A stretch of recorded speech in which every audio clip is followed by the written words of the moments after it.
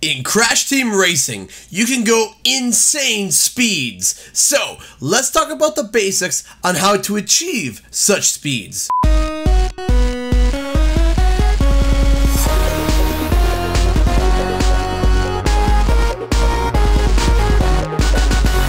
What's up guys, Canadian Guy A here, and it's actually been a long time for me to sit down, write a script, and present a video essay to all you beautiful people. So, as some of you may know, I have been streaming quite a bit of Crash Team Racing recently. While I have been racing, I was getting messages and tweets from multiple people asking how I raced the way I did. Now, honestly, I did not want to initially make this video. I know there are a lot of people who play this game and know it inside and out. And also, there's a lot of people who think I am not good at this game at all. So I felt I was not qualified to actually make this video at first. Not saying I'm all of a sudden qualified, but this video is for those people who did personally ask me for tips and for anyone else who would like to know how I like to race. In Crash Team Racing Nitro Fueled, there is no set modes for speeds. Essentially, in this game, you control your own speed. You can play through a level driving at a slow pace, or drive through going insane speeds. But the question I was asked, how do you achieve some of these speeds? Well, it comes down to two things: power sliding and the reserve system. You need to power slide in this game. I can't stress this enough. No ifs, ands, or buts. If you don't power slide, you ain't even gonna come close to some of these racers. Now, I'll quickly go over how to power slide one more time, just in case for those who missed it. This will be quick. Tap the R1 or L1 button to jump, or, the shoulder buttons, depending on which system you're playing on. Hold L1 or R1 and turn hard in the direction that you want to drift. As the meter fills in the bottom right corner, tap the opposite button that you're holding down before the bar overfills. So if you're holding down R1 to drift, L1 becomes the boost. If you're holding down L1, R1 becomes the boost. The more filled the bar is, the greater the boost you get. If you overflow the bar, you will fail the drift and get no speed boost at all. If you get 3 boosts in a row, on this third boost, you get some extra speed. Afterwards though, you must start a new drift to be able to power slide again. We good?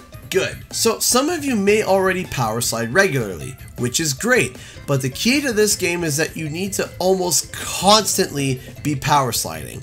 If you have the space to power slide, you most definitely likely should. Playing this game like Mario Kart will get you nowhere. You are in control of your own speed. Remember that, because that is key to going, well, insane speeds. So, lesson 1, power sliding in a straight line. Each character class does it a bit different, but basically you turn one direction hard and start the drift.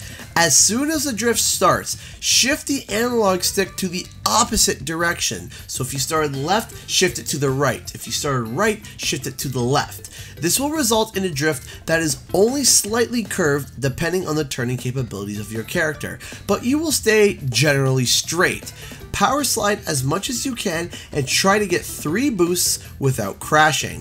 If you need to change direction mid-drift, try and at least get a small boost. But if you can't, let go of the shoulder button and press it back down immediately towards the direction you want to go and continue power sliding and drifting. So along with regular drifting around corners, you are going to want to implement this strategy whenever possible because it will charge up your reserves. Now, I am sure many people have heard of reserves, but some may not have had it quite explained to them. So this is how it works to my personal understanding. Reserves is something that goes on under the surface that basically stores excess boost speed. Essentially, when you hit turbo pads or power slides, some of the speed is stored away. When you chain power slides and turbo pads, your reserves continue to fill. This also affects when you jump and land and boost. Those reserves are kicking in as you're driving and making your boost faster and last longer.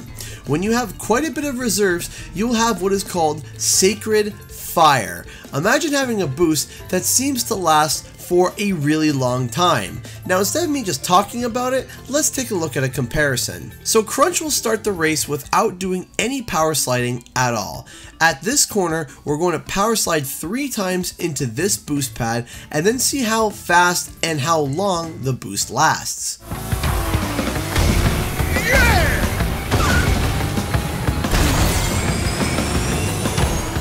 Okay, so it was relatively short, but what if the next lap we drift boost for the entire lap and then see how far we travel? Let's see the difference.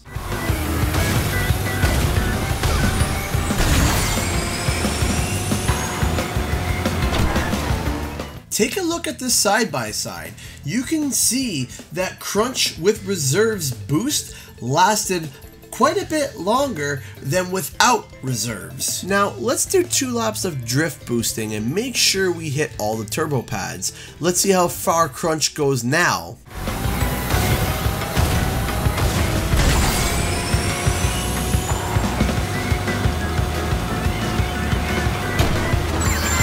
See how much faster and longer the boost lasted? Even faster than before as well. Hopefully I'm painting a decent enough picture here.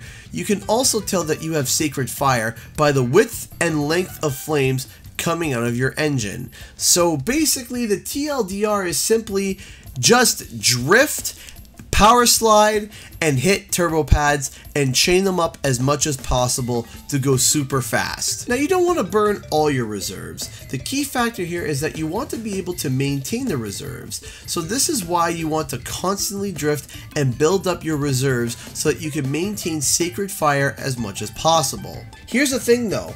Losing Sacred Fire and all your reserves is all but too easy.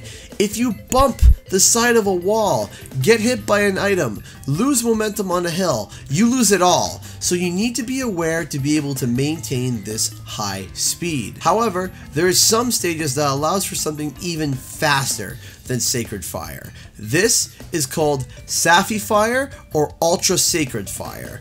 This is when you're going speeds that are absolutely insane. Now you normally get Safi Fire when you hit certain turbo pads and normally it abruptly ends. That usually happens when you haven't been charging up your reserves. So let's take a look at that example now.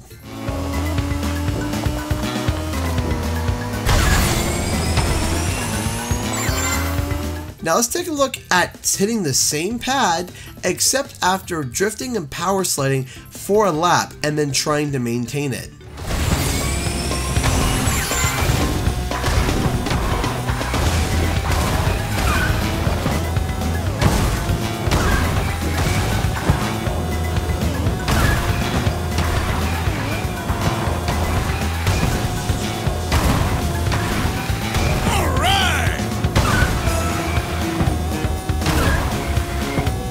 Here is another example of Safi Fire in Engine Labs. Again, let's go through the track with no reserves and see what it's like when we hit this turbo pad.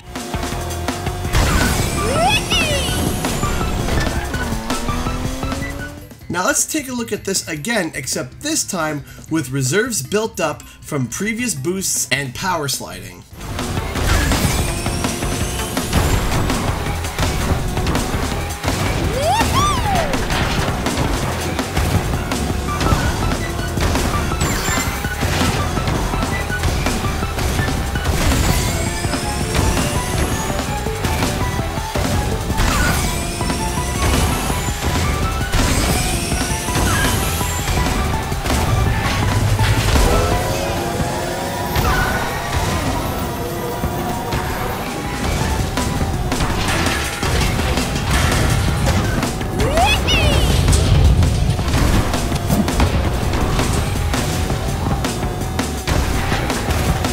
See how insane the speed is? Now, this requires practice to make sure that you can maintain those top speeds, as you have to continue to power slide during Safi Fire constantly to make sure to keep your reserves charged up and ready. There is so much more to how I race, but I think I'm going to end it here. There's a bit more, but I feel this is enough for one video. By the way, a huge shout out to my Patreons and sponsors on the channel. I appreciate your support and letting me be able to do this full time as I got a family to feed. If you want to support the channel, the Patreon is in the description below, and be sure to subscribe for more nostalgic content. And while you're at it, why not check out another video I recently made? Anyway guys, thanks so much for watching, and I'll see you guys next time.